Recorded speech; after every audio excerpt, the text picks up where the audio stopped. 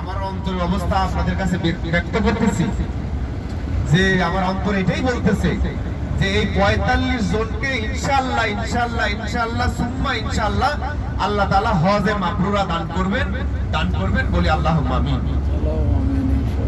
সম্মানিত উপস্থিতি, আবার বলতেছি নিয়তকে খালেস করা।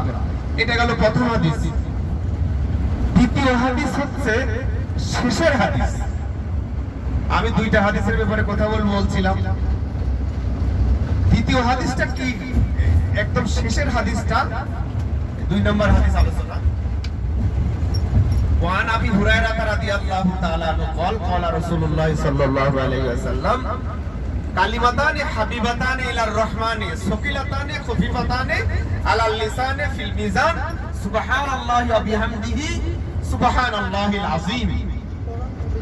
সম্মানিত উপস্থিতি, এই হাদিসটা বিশ্ববিখ্যাত ইমাম বুখারী রাহমাতুল্লাহ আলাইহি উনি ওনার কিতাবের একদম শেষের হাদিস নিয়ে আসছেন।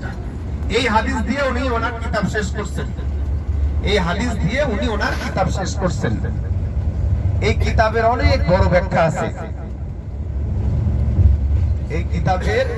এই হাদিসের অনেক বড় ব্যাখ্যা আছে। সংক্ষিপ্ত কথা হচ্ছে সাল্লাল্লাহু আলাইহি ওয়াসাল্লাম বলতেছেন, আবু হুরায়রা রাদিয়াল্লাহু তাআলা থেকে বর্ণিত।